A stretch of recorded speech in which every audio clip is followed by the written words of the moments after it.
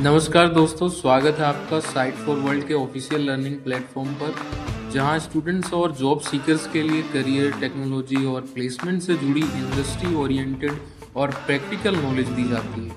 अगर आप अपनी स्किल्स को नेक्स्ट लेवल तक ले जाना चाहते हैं तो आप बिल्कुल सही जगह पर आए हो। चलिए शुरू करते हैं आज का इम्पोर्टेंट सेशन। नमस्ते स्टूडेंट्स, आप रेडी हो? फोकस मोड ऑन है? चलिए शुरू करते हैं।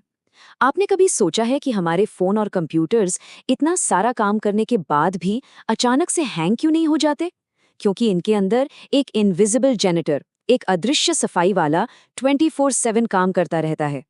आज हम इसी जेनेटर के काम को समझेंगे, जो हमारी डिजिटल दुनिया को चलाता रहता है। तो चलिए देखते हैं कि आज का हमारा प्लान क्या है।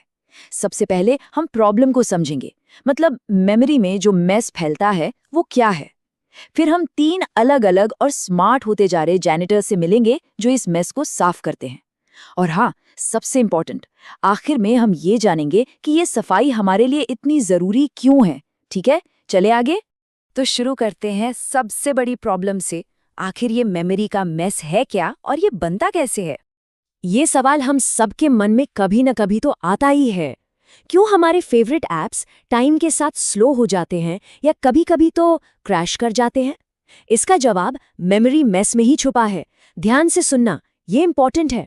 कंप्यूटर की दुनिया में जब कोई प्रोग्राम चलता है ना, तो वो बहुत सारा टेम्पररी डेटा बनाता है। इसको ऐसे समझो जैसे आप रफ वर्क के लिए पेपर यूज करते हो। जब उस डेटा का काम खत्म हो जाता है, वो वहीं पड़ा रहता है। इसी बेकार अनयूज डेटा को हम कहते हैं गार्बेज। समझ आया गार्बेज क्या है? स्क्रीन पर जो आप देख रहे हैं उसे कहते हैं हीप। आप इसे प्रोग्राम का डिजिटल वर्कस्पेस या उसकी वर्किंग टेबल समझ सकते हो। जैसे जैसे प्रोग्राम चलता है, इस वर्कस्पेस में ये गार्बेज यानी कचरा इकट्ठा होता जाता है। और अगर इस कचरे को साफ ना किया जाए तो क्या होगा? प्रोग्राम सारी अवेलेबल मेमोरी यूज कर लेगा और बुम, क्रैश हो जाएगा। यही वो प्रॉब्लम है जिसे हमारे इनविजिबल जैनिटर्स सॉल्व करते हैं। अब इस मिस को साफ करने के लिए मैदान में उतरता है हमारा पहला, सबसे पुराना जैनिटर। चलिए इससे मिलते हैं और देखते हैं ये काम कैसे करता है। इसका काम करने का तरीका थोड़ा ड्रामेटिक है। इसे कहते हैं stop the world garbage collection. नाम से ही अंदाजा लग गया होगा, ये सफाई करने के लिए पूरे प्रोग्राम को रोक देता है। हाँ, लिटरली सब कुछ पॉज। इमेजिन करो आप गेम खेल रहे हो और अचानक सब फ्रीज हो गया। तो ये काम कैसे करता है? इसके 3 सिंपल स्टेप्स हैं, ध्यान देना। पहला, प्रोग्राम को पॉज करो। फिर मार्क स्टेप में ये प्रोग्राम के स्टार्टिंग पॉइंट से शुरू करके हर उस डेटा तक पहुंचता है जो अभी भी यूज हो रहा है और उस पे एक निशान यानी मार्क लगा देता है। और आखिर में स्वीप स्टेप में ये पूरी मेमोरी में जाकर जितने भी अनमार्क्ड ऑब्जेक्ट्स हैं, मतलब जो कचरा है, उन्हें साफ कर देता है। सिंपल है, लेकिन इसका सबसे बड़ा ड्रॉबैक क्या है? सोचो। हाँ, कि प्रोग्राम रुक जाता है। अब प्रोग्राम को बार बार रोकना परफॉर्मेंस के लिए तो बिल्कुल ठीक नहीं है। इसीलिए एक बेहतर और तेज जैनिटर की जरूरत पड़ी। स्क्रीन पे ध्यान है ना? इस नए जैनिटर का आइडिया बहुत ही स्मार्ट है। इसने सोचा, कचरा ढूंढकर साफ करने के बजाय क्यों ना हम सारा जरूरी सामान एक नए बिल्कुल साफ कमरे में ही मूव कर दें। पुराना कमरा अपने आप कचरे से भर जाएगा, जिसे हम बाद में एक साथ फेंक सकते हैं। कैसा लगा आइडिया? ये प्रोसेस 4 स्टेप्स में होता है। पहले मेमोरी को 2 हिस्सों में बांट दिया जाता है, फ्रॉम स्पेस जहां अभी काम हो रहा है और टू स्पेस जो बिल्कुल खाली है। फिर सारे जरूरी यानी लाइव ऑब्जेक्ट्स को फ्रॉम स्पेस से टू स्पेस में कॉपी कर दिया जाता है। इसके बाद सारे पॉइंटर्स यानी डेटा के एड्रेस अपडेट किए जाते हैं और आखिर में रोल स्वैप हो जाते हैं। अब टू स्पेस नया वर्क स्पेस बन जाता है और पुराना स्पेस अगली सफाई के लिए तैयार है। और इसका रिजल्ट वो आपके सामने है। ये ग्राफ सब साफ साफ दिखा रहे हैं। दोनों ग्राफ्स में जो रेड लाइन है यानी हमारा नया मेथड, वो ग्रीन लाइन से काफी नीचे है। इसका सीधा सा मतलब है कि ये नया जैनिटर काम को बहुत तेजी से और कम रुकावट के साथ करता है। आप एक्टिव हो ना? ये समझ आया कि ये बेहतर क्यों है? लेकिन टेक्नोलॉजी यही नहीं रुकी, पिक्चर अभी बाकी है मेरे दोस्त। अब आता है एक और भी स्मार्ट जैनिटर जो एक बहुत ही गहरी समझ पर काम करता है। रेडी हो नेक्स्ट स्टेप के लिए? इस स्लाइड पर जो लिखा है वो बहुत ही इंटरेस्टिंग चीज है।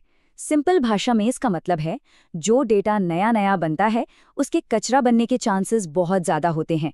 ज़्यादातर डेटा थोड़ी देर के लिए ही जिंदा रहता है। ये बिल्कुल हमारी रियल लाइफ जैसा ही है ना? इसी ऑब्जर्वेशन से जनरेशनल हाइपोथेसिस का जन्म हुआ।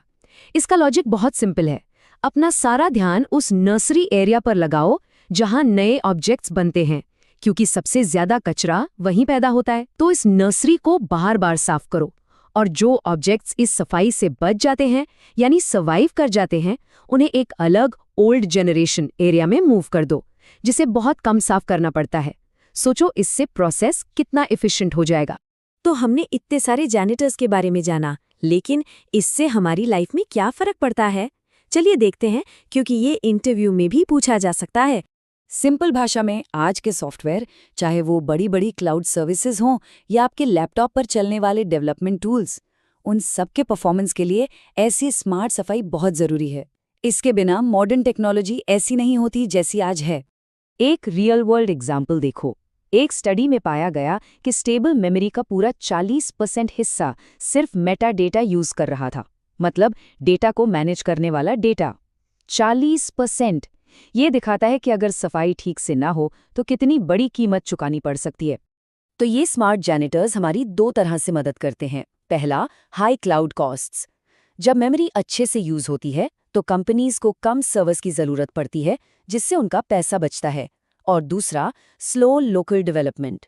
मेमोरी फुटप्रिंट कम होने से हम जैसे डेवलपर्स कॉम्प्लेक्स सिस्टम्स को अपने पर्सनल लैपटॉप्स पर ही रन और टेस्ट कर पाते हैं, जिससे हमारी प्रोडक्टिविटी बढ़ती है। रिजल्ट चाहिए या टाइम पास? तो आखिर में ये जो इनविजिबल सफाई पर्दे के पीछे चलती रहती है, ये कोई छोटी मोटी चीज नहीं है। ये एक फंडामेंटल पिलर है, एक ऐसी नींव है जिस पर हमारे ऐप्स से लेके ग्लोबल क्लाउड सर्विसेज तक सब कुछ टिका हुआ है। इसे नोट किया आपने? तो अगली बार जब आपका फोन या ऐप बिल्कुल स्मूथ चले तो उस इनविजिबल जैनिटर को जरूर याद करना। और अब एक सवाल आपके लिए, ऐसा और कौन सा इनविजिबल काम है जो आपकी फेवरेट टेक्नोलॉजी को पॉसिबल बनाता है? इसके बारे में जरूर सोचना।